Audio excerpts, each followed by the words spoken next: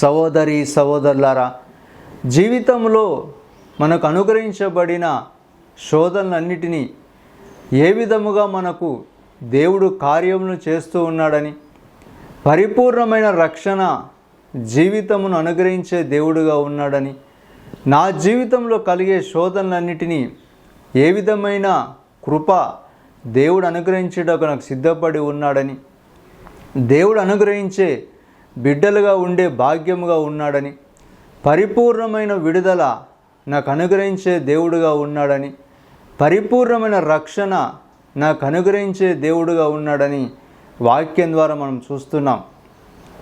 సహోదరి సహోదరులారా, జీవితాన్ని బలపరిచే దేవుడు, పరిపూర్ణమైన రక్షణ అనుగ్రహించే దేవుడు, నాలో దేవుడు ఏ విధముగా కార్యములు చేయుటకు పరిపూర్ణమైన రక్షణను అనుగ్రహించే దేవుడుగా ఉన్నాడని, పరిపూర్ణమైన కృప దేవుడు అనుగ్రహించే దేవుడుగా ఉన్నాడని ఈరోజు వాక్యం ద్వారా మనం చూస్తున్నాం.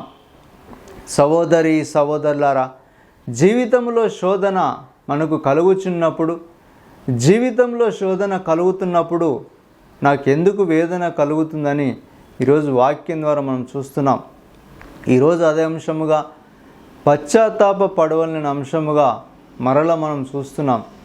సహోదరి సహోదరులారా, జీవితాన్ని బలపరుచుకొనుటకు, నా జీవితంలో శోధన కలుగుతున్నదని ఏ విధముగా మనం జీవించే విధానాన్ని బట్టి, లేక మనకు కలిగే శోధనని బట్టి జీవితంలో ఎందుకు మనకు బాధ కలుగుతున్నదని, జీవితంలో ఎందుకు శోధన కలుగుతున్నదని వాక్యం ద్వారా మనం చూస్తున్నాం.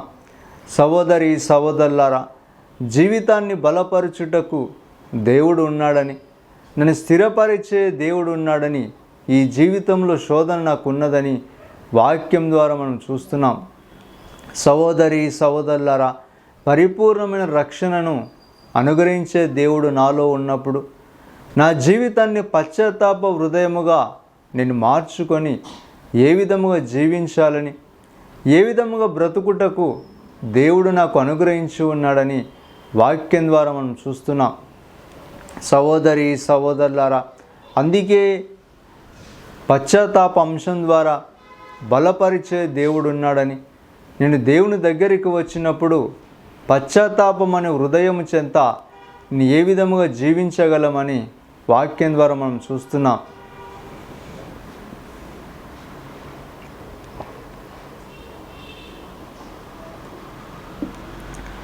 సృష్టికర్తవైనా యెహోవా, నీ చేతి పని అయిన నాపై ఎందుకింత ప్రేమ. సృష్టికర్తవైనా యెహోవా, నీ చేతి పని అయిన నాపై ఎందుకింత ప్రేమ. మట్టికి రూపమిచ్చినావు, మహిమలో స్థానమిచ్చినావు. మట్టికి రూపమిచ్చినావు, మహిమలో స్థానమిచ్చినావు.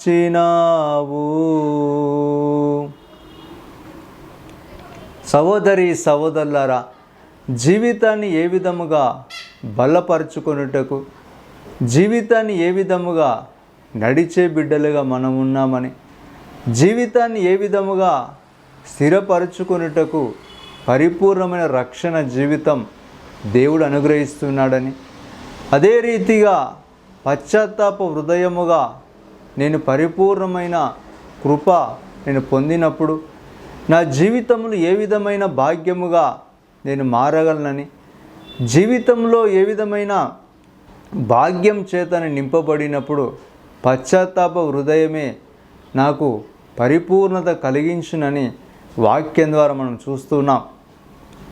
సహోదరి సహోదరులారా, జీవితాన్ని బలపరచుటకు పరిపూర్ణమైన దేవుడు నాకున్నాడని, జీవితాన్ని బలపరచుటకు పరిపూర్ణమైన రక్షణ నాకు అనుగ్రహించినని దేవుడు ఈరోజు వాక్యం ద్వారా పశ్చాత్తాపం అనే అంశం మనకు అనుగ్రహించే దేవుడు ఉన్నాడని వాక్యం ద్వారా మనం చూస్తున్నాం. సహోదరి సహోదరులారా, జీవితంలో ఏ విధమైన కార్యములను చేయుటకు బలపరిచే దేవుడు నాకున్నాడని, స్థిరపరిచే దేవుడు నాకు ఉన్నప్పుడు ఏ విధమైన కార్యములను నేను పొందుకోగలనని, ఏ విధమైన కృప నేను పొందగలని వాక్యం ద్వారా మనం చూస్తున్నాం. సహోదరి సహోదరులారా, జీవితాన్ని బలపరుచుకొనుటకు రక్షణ కలిగించే దేవుడు నాకున్నాడని, జీవితాన్ని బలపరచుటకు పరిపూర్ణమైన జీవితం అనుగ్రహించే దేవుడు నాకున్నాడని వాక్యం ద్వారా మనం చూస్తున్నాం. సహోదరి సహోదరులారా,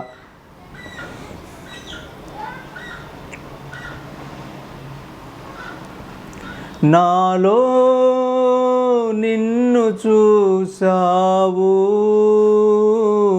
నీలో నన్ను దాచావు, నిస్వార్థమైన నీ ప్రేమ మరణము కంటే బలమైనది నీ ప్రేమ. నాలో నిన్ను చూసావు, నీలో నన్ను దాచావు, నిస్వార్థమైన నీ ప్రేమ మరణము కంటే బలమైనది నీ ప్రేమ. సహోదరి సహోదరులారా, పశ్చాత్తాప హృదయం నాలో కలిగినప్పుడు ఏ విధమైన జీవితాన్ని నేను పొందగలనని, పశ్చాత్తాప హృదయం దేవుడు నాకు అనుగ్రహించినప్పుడు నా జీవితాన్ని ఏ విధముగా నేను మార్చుకొనగలనని ఈరోజు యావేలు గ్రంథం 2వ అధ్యాయం ద్వారా మనం చూస్తూ ఉన్నాం. సహోదరి సహోదరులారా, అందుకే యావేలు గ్రంథం 2వ అధ్యాయం 13వ వచనంలో ఏ విధముగా దేవుని చెంత మనం ఉండినప్పుడు దేవుని కరుణ మనం పొందగలమని, దేవుని ఉద్దేశాల చేత మనం నింపగలిగే దేవుడు ఉన్నాడని వాక్యం ద్వారా మనం చూస్తున్నాం. దేవుడు ఇచ్చిన జీవితం నుండి పరిపూర్ణముగా దూరముగా మనం ఉన్నప్పుడు దేవుని అనుగ్రహాన్ని కోల్పోతామని, దేవుడు అనుగ్రహించిన ఆశీర్వాదం నుండి దూరముగా ఉండినప్పుడు దేవుడు ఇచ్చే అనుగ్రహాన్ని కోల్పోతామని వాక్యం ద్వారా మనం చూస్తున్నాం. సహోదరి సహోదరులారా, జీవితమును బలపరుచుకొని దేవునిలో ఉండే భాగ్యముగా బిడ్డలుగా మనం మారుటకు ఏ విధమైన జీవితం మనకు అనుగ్రహిస్తున్నాడని వాక్యం ద్వారా మనం చూస్తున్నాం. సహోదరి సహోదరులారా, బలపరిచే దేవుడు నాలో ఉన్నాడని యావేలు గ్రంథం 2వ అధ్యాయం 13వ వచనంలో ఏ విధముగా మనం మీ బట్టలను చించుకొనుట చాలదు, మీ గుండెలను ముక్కలు చేసుకొనుడు, మీరు ప్రభువు చెంతకు తిరిగి రండు, ఆయన కరుణామయుడు, దయాపరుడు, సులభముగా కోపవాడు కాదు, అనంతమైన ప్రేమవాడు, తాను నిశ్చయించుకున్నట్లు శిక్షింపక మన్నించి వదిలివేయవాడని మనం చూస్తున్నాం. సహోదరి సహోదరులారా, జీవితంలో దేవుని చెంత వేదనకరముగా నా జీవితాన్ని పశ్చాత్తాపముగా మార్చినప్పుడు, నా జీవితంలో గుండెలను ముక్కలు చేసుకుని దేవుని చెంత పశ్చాత్తాపముగా మారినప్పుడు ఏ విధముగా దేవుడు నాలో సులభముగా కోపవాడు కాదని, దేవుడు ఏ విధముగా ప్రేమ గలవాడని, తాను నిశ్చయించుకున్నట్లు శిక్షింపక మన్నించి పరిపూర్ణముగా నీ యొక్క మనస్సును పశ్చాత్తాప హృదయం చేత మార్చునని వాక్యం ద్వారా మనం చూస్తున్నాం. సహోదరి సహోదరులారా, దేవుళ్ళో మనం ఉండుటకు పరిపూర్ణమైన పశ్చాత్తాపమే మనకు అనుగ్రహమని, పశ్చాత్తాపమే మనకు పరిపూర్ణమైన రక్షణను అనుగ్రహించి దేవునిలో ఉండే భాగ్యమును మనకు అనుగ్రహిస్తాడని వాక్యం ద్వారా మనం చూస్తున్నాం. సహోదరి సహోదరులారా, అందుకే దేవునిలో ఉండుటకు దేవుడిచ్చిన అనుగ్రహాన్ని కోల్పోయినప్పుడు వ్యర్థమని, దేవుని అనుగ్రహాన్ని కోల్పోయినప్పుడు శూన్యమని, దేవుడిచ్చే ఆశీర్వాదాలు కోల్పోతామని ఈరోజు వాక్యం ద్వారా మనం చూస్తున్నాం.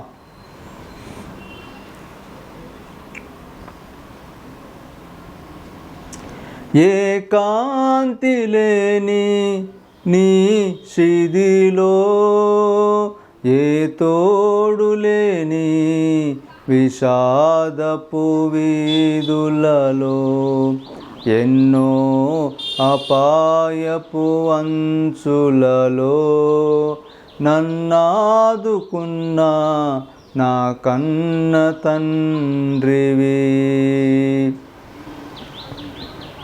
సహోదరి సహోదరులారా, దేవుని నుండి పశ్చాత్తాప హృదయం మనకు అనుగ్రహించే దేవుడని, దేవుని నుండి పశ్చాత్తాప హృదయాన్ని పరిపూర్ణముగా ఆశీర్వాదముగా మార్చునని ఈరోజు వాక్యం ద్వారా మనం చూస్తున్నాం. సహోదరి సహోదరులారా, పశ్చాత్తాప హృదయం దేవుని అనుగ్రహం పొందుకోగలమని ఈరోజు అంశం ద్వారా మనం చూస్తున్నాం.